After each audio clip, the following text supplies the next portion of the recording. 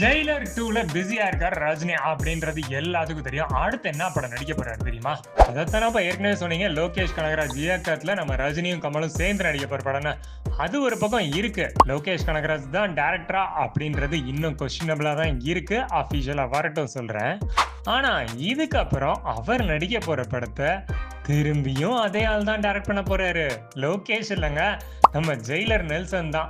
அவர் ஒரு லைன் சொல்லியிருக்காரு ரஜினிக்கு. இது சுத்தமா ஜெயிலர் லைன் இல்லாம வேற ஒரு மேட்ராம். அந்த சம்பவத்தை பண்றதுக்கு அடுத்து ரஜினி ரெடியா தான் இருக்காரு. அனிருத் தான்ப்பா அதுக்கும் மியூசிக், அதுல எந்த மாற்றமும் இல்லை. ஆனா சன் பிக்சர்ஸ் வருவாங்களா அப்படின்றதெல்லாம் பொறுத்து இருந்தான் பார்க்கணும். முன்னோர்கள் வாழ்ந்தது இங்கதான். அது ஒரு பெரிய புராண கதை. காந்தாரா வர்சஸ் இட்லி கடை போட்டா போட்டி தான். 125 கோடியில எடுத்த படம் இன்னைக்கு 500 கோடியை தாண்டி போயிருச்சு. இந்த வீக்கெண்ட் தாண்டையில கண்டிப்பா 550ல இருந்து 600 கோடி அடிச்சிடும் அப்படின்னு சொல்றாங்க. இதுல ஒரு மேட்டர் என்ன தெரியுமா? கர்நாடகாலே இந்த படம் 123 கோடி தான் கலெக்ட் பண்ணிருக்கு. ஆனா ஹிந்தி நார்தன் சைடு 125 தாண்டி போய்கிட்டு இருக்கு.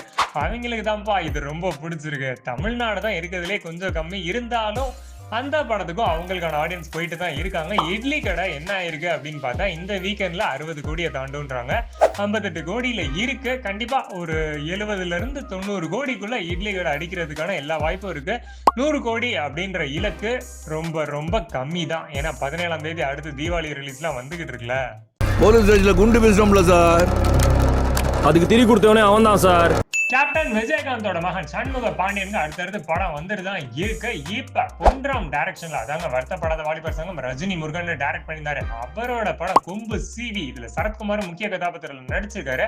ட்ரெய்லர் அதே மாதிரிதான் கட் பண்ணிருக்காங்க. காமெடியா தான் இருக்கு. படம் கூடிய சீக்கிரமா வரப்போகுது. இது சண்முக பாண்டியனுக்கு ஒரு பிரேக்கா இருக்குமா அப்படின்றதெல்லாம் பொறுத்து இருந்து பார்க்கலாம்.